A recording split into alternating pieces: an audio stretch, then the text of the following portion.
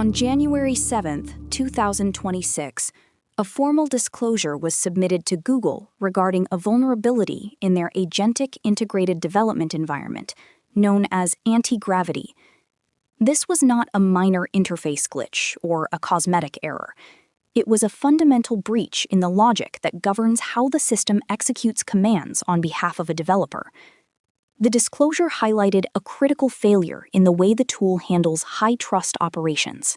The flaw allowed a restricted security configuration to be bypassed entirely, permitting arbitrary binaries to be executed against workspace files without any additional user interaction once an injection landed.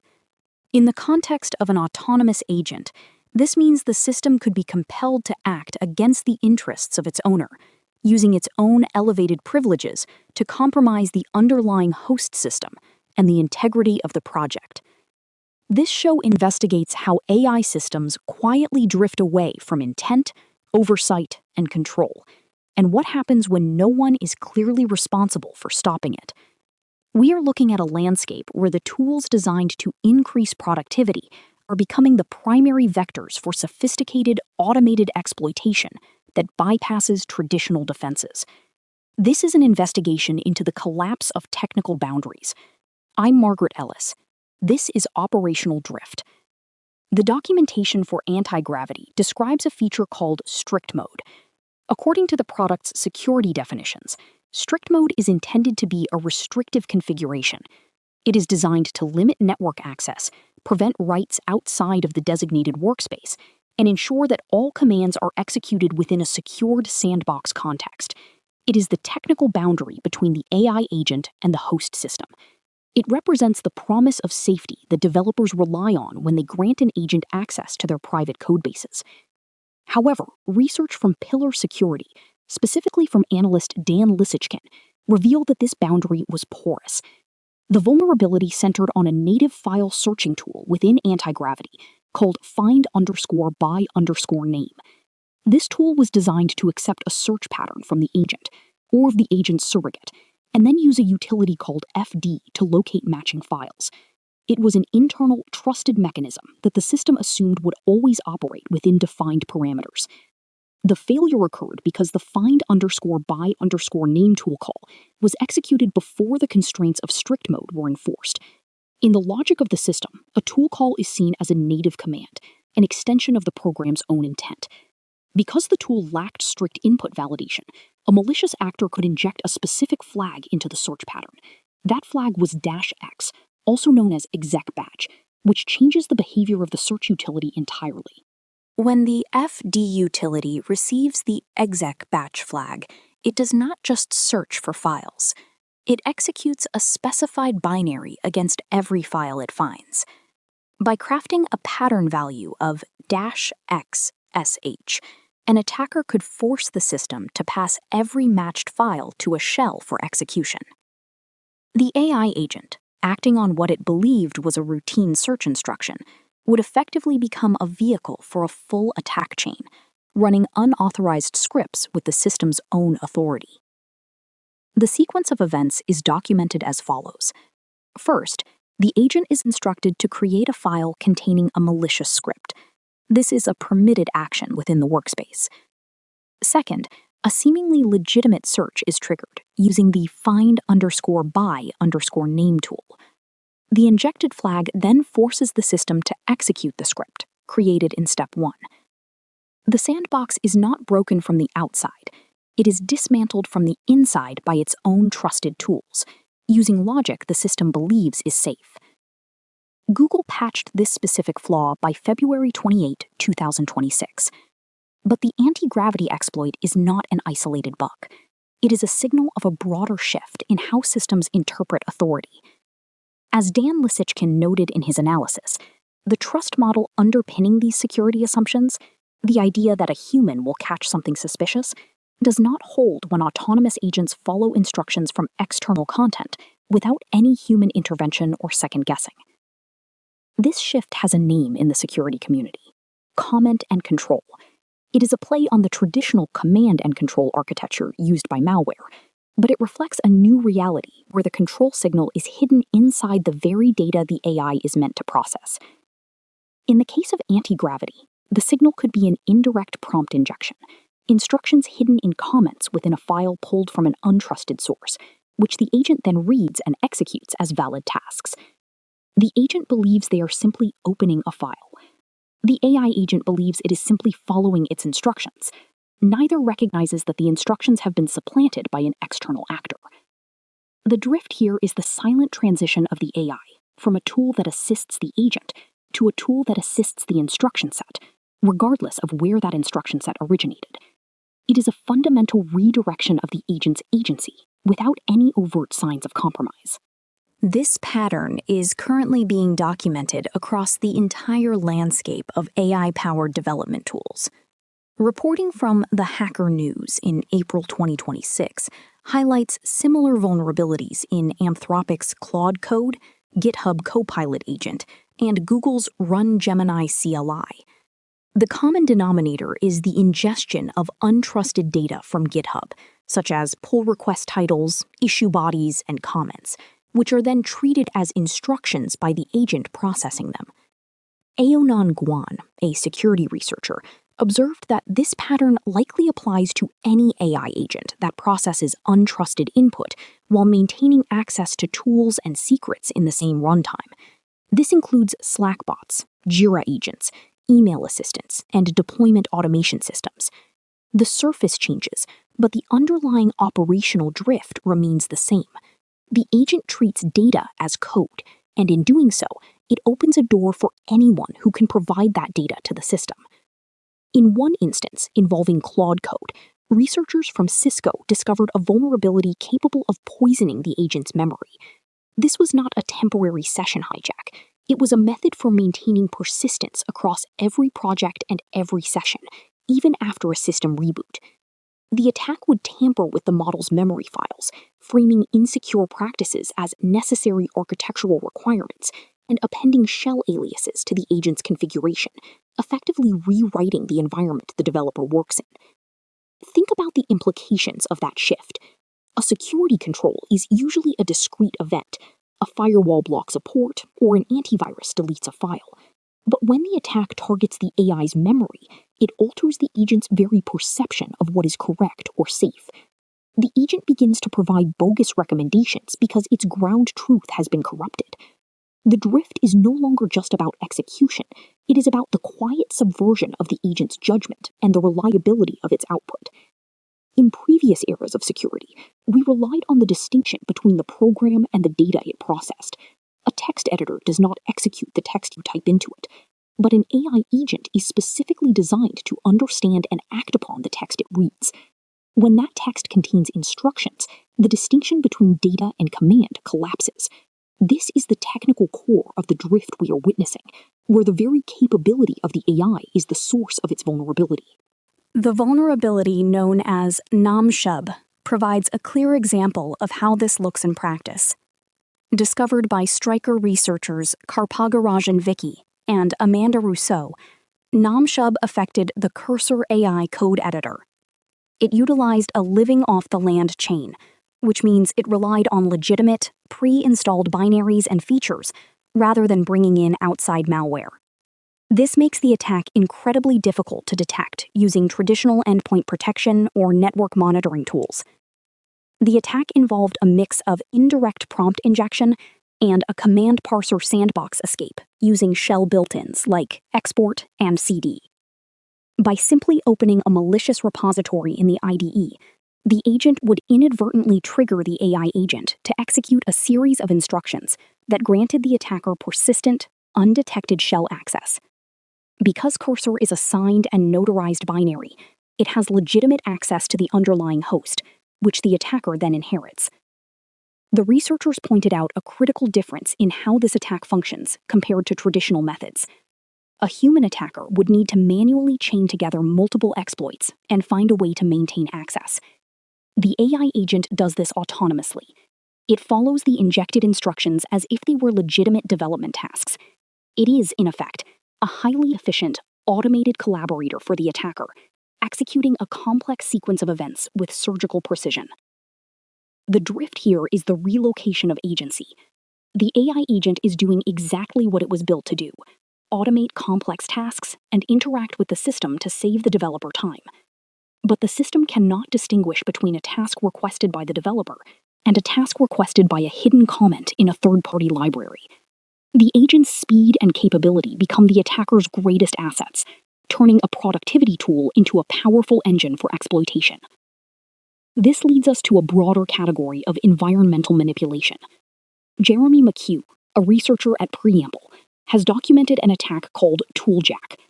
While other exploits might poison a data pool or a description, ToolJack is described as a real-time infrastructure attack on the communication conduit itself. It manipulates the AI agent's perception of its environment as it is executing, intercepting the messages that flow between the model and its tools.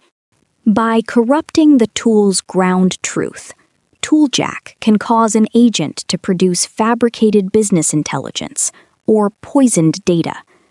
It does not wait for the agent to encounter a malicious file. It synthesizes a fabricated reality mid-execution. As McHugh noted, compromising the protocol boundary yields control over the agent's entire perception. The agent is not just misinformed, it is living in a different reality than the agent, making decisions based on entirely false premises.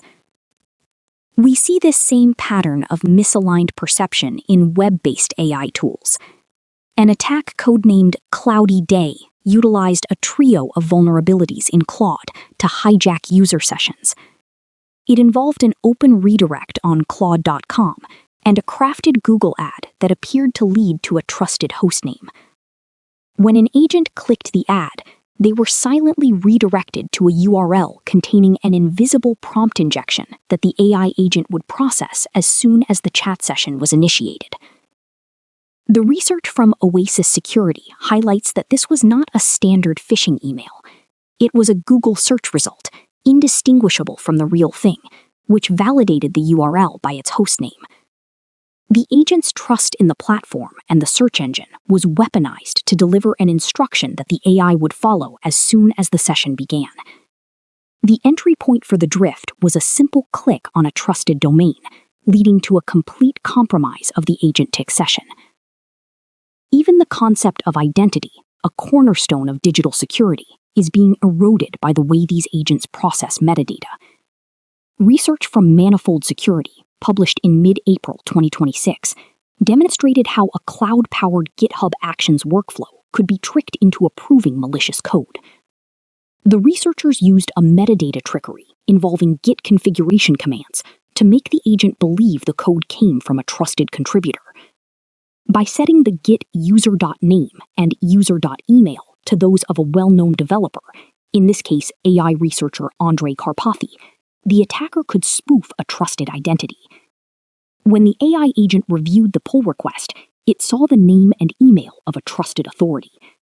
This unverified metadata was treated as a signal of trust, overriding the agent's objective analysis of the code. The agent assumed that if the name was correct, the intent must also be legitimate. But the most unsettling finding from the Manifold Security research was not the spoofing itself.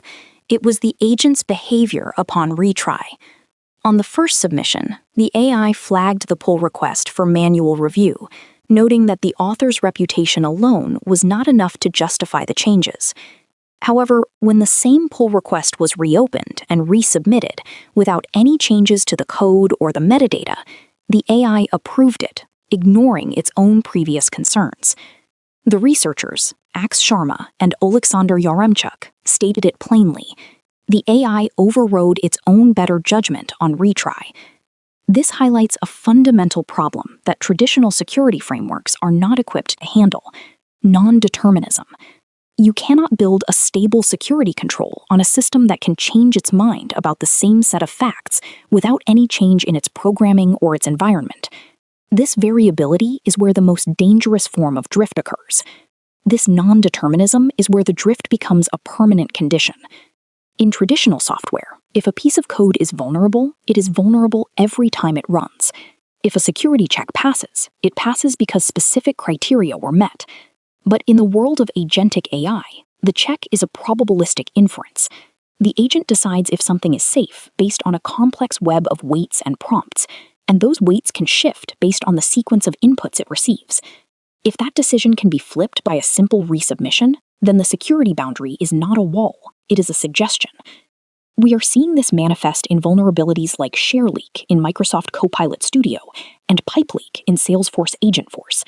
In both cases, sensitive data can be exfiltrated because the systems fail to sanitize input and maintain an adequate separation between system instructions and user data, leading to a leak of confidential information. In the Salesforce pipe leak vulnerability, public-facing lead form inputs were processed as trusted instructions. An attacker could embed a malicious prompt that would override the agent's intended behavior, causing it to leak data through a simple form submission. The system was designed to be helpful, to take information and act on it. It was not designed to defend against the information it was receiving, creating a massive opening for prompt-based exfiltration.